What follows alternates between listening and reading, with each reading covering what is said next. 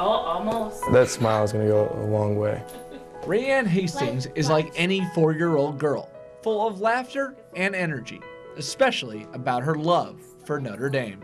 The fight song is both of my girls' bedtime song that we would sing them to go to sleep, but we have to change it up a little bit so it's slower and more mellow and softer. But earlier this year, that laughter and energy turned to sadness and grief. In late August, Rayanne's father passed away. She knows her daddy's in heaven. He's her guardian angel now. And she knows that she won't see him again.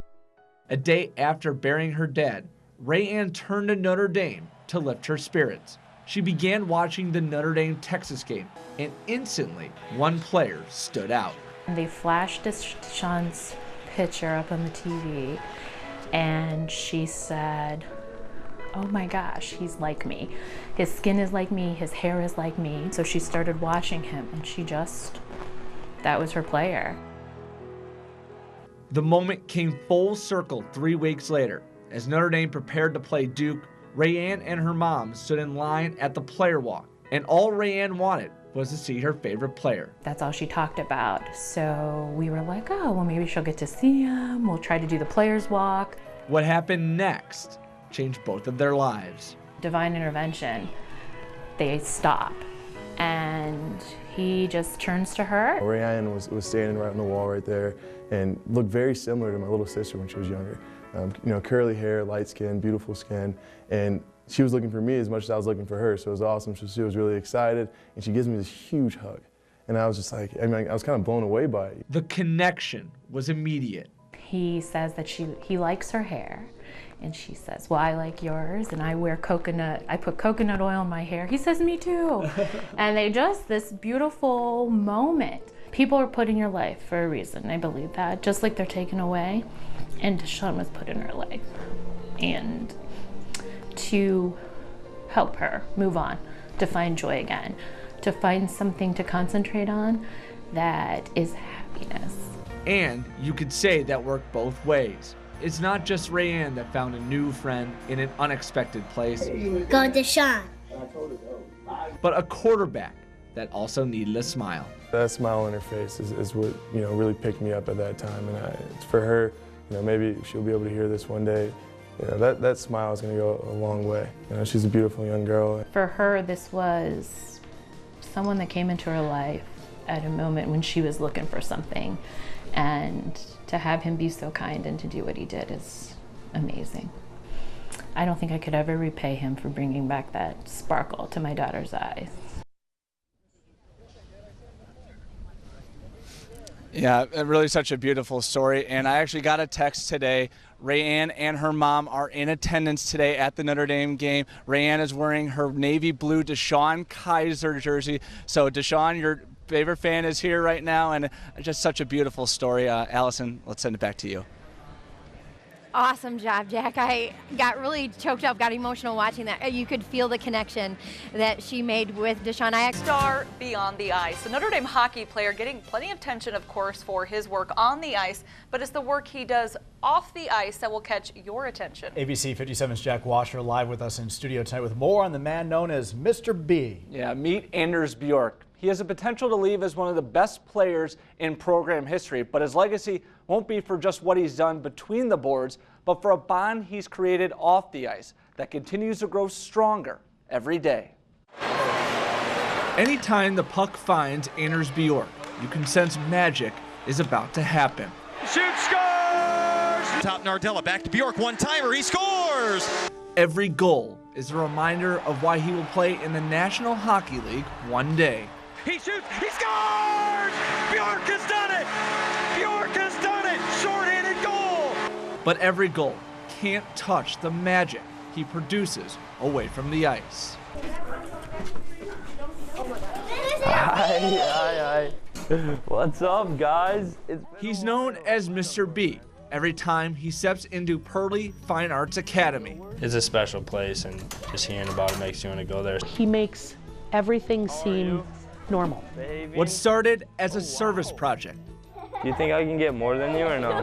has turned into a tight bond. just had a big impact on me, and I, couldn't really stop going back. He is treated like a star. You're gonna get this. Because I always smell this good. But it's not because he's going to be the next Wayne Gretzky. It wasn't a big deal that I played hockey then, which I really liked because, they just felt like I was their friend who was older, The respect he's given is visible the moment he walks in. What's up, big guy? His words carrying lots of power. Go back to your chairs. If they are bothered by things or other kids or something that has happened, I will always hear another child say, well, what would Mr. B say? What would he do? His presence making a day of school that much better. And I tell him every time he leaves, I say, you just reset the whole classroom. So I can have 15 out of 20 kids doing the wrong thing, and the minute Anders walks in the room, that all disappears. And it works the same way for Mr. B. I could be having a terrible week, like Monday through Friday, and then I'll go there for 45 minutes on Friday and just totally have new perspective. They are his biggest fans and his biggest critics. I'll walk in the classroom and they'll give me a look like, you didn't score this weekend. What's going on? A bond that can't be broken. Hi, how are you? This one's so good. No matter how far apart they get. I don't think any miles would ever come between Mr. B and his kids. Affecting their lives, one visit at a time. The impact that he is going to have on these children are going to stay with them for the rest of their lives. They're definitely there for me, and if I'm, no matter what, no matter how I play or what's going on in my life, they've been there for me, and I've just tried to return the favor. There are 50 million public school children in the United States, and out of those 50 million, more than half need an Anders. We were just lucky enough to get one. And another element to this story, when Anders cannot make it to Pearly because of school or for traveling for hockey, he will FaceTime them wherever he is just to let them know he misses them. I'm live in the studio tonight. Jack Wascher, ABC 57 News. Plenty of folks from Michiana made it down for the race as well, including one man who has been going for a half century. ABC 57's Jack Wascher, the only local reporter who made the trip live at the Indianapolis Motor Speedway tonight. Jack described just how important this weekend is to this man. Yeah, you're right, Gary Bundle says he starts and ends his year each time at the Indianapolis Motor Speedway. It's something he's done practically his whole life. I mean, you see all the 33 come down the straightaway at you and just negotiate, trying to get through that funnel of turn one and do it safely. A sight Gary Bundle has seen since the beginning. Well, my first one was 1963 as a 6-month-old. My dad, I have a picture of my dad holding me out here in turn 3 where turn 3 parking is right now. But the first of the current string was 1969. A memorable race for the man who now calls Cassopolis home. Long race, Mario Andretti wins his one and only time, and haven't missed one since then. 50 Indy 500 races for Gary, and with each step, you learn something new. All this area, these stands and stuff, all this commercial area, and these boxes, all this stuff is new. This is the second rebuild of Pagoda. A love aided by his father. I always wanted to come, because it was something that my dad and I did from the beginning. And it's like it's in me, when you hear the cards as a 6-month-old, it's in me. And even after his father passed away, Gary continued to come back to Indy, knowing his dad would want nothing more. When you hear Taps play, and he was a veteran, he's buried here in Indianapolis, all those things come back, those memories, and this is kind of a way of just carrying on. It's a memorial to him, the fact that I'm here. And just one of the many gifts that my dad gave me was the Indy 500. A gift passed on to his children. Every one of my children has had their diaper changed out here, their first year, after they're born, they've all come. Most of them come to hang with Dad, but the daughter, the 19-year-old Kayla, she loves the sport. She's really into it. And a place you will always call home. Where else can you be in a crowd of 350,000 people? Estimate it's probably larger than that. and people getting along and having a great time and enjoying the racing. It's the sights, it's the sounds, it's the speed. I was also born here in Indianapolis, so this is a, this is an annual homecoming. My year begins and ends with the Indy 500. And this is when I come and decorate my dad's graves, my great-grandparents, my grandmother, all those things. So that's all part of this tradition. And Gary says the only thing that would have made this trip even better is if his wife had made the trip down. She actually had to be rushed to the hospital on Friday night with chest pains, but Gary tells me she's doing a lot better, and hopefully she'll be able to make it down next year for year 51. I'm live at the Indianapolis Motor Speedway at the 101st running of the Indy 500. Jack Wascher, ABC 57 News. All right, Jack, thanks so much. I asked him if I could shoot a football game at some point, and he worked out a deal where I went to Pittsburgh. One question back in 1982 to his boss, and Mike Bennett had a perfect shot. I was standing in the end zone. He took full advantage. Alan Pinkett broke a long run. While Mike was on the sideline, in the right place at the right time. I got a photograph of him, multiple photographs of him running and scoring. He shudders to think about the quality of those first few photographs. But 3 decades later, his approach remains the same. My philosophy has always been, just kind of hang back and still record, but still not participate. A philosophy that's turned into a successful family business. But getting started was tough until he met legendary Notre Dame coach Jerry Faust. One day at practice, I came out to his office, and his secretary said, "Oh, Coach wants to see you." Bennett was shocked. How many coaches come out of practice, to see a photographer? Okay, so he came out and kind of, put his arm around me, and he says, I hear that you, that you're thinking about starting a business. And I said, yeah. And what Faust said next shocked him even more. If you ever get in a position where you can't make payroll or you have some issues or whatever, says, give me a call and I can help you out. This one single action, Bennett says, is what makes Notre Dame special. They truly want to help. They're truly tremendous people.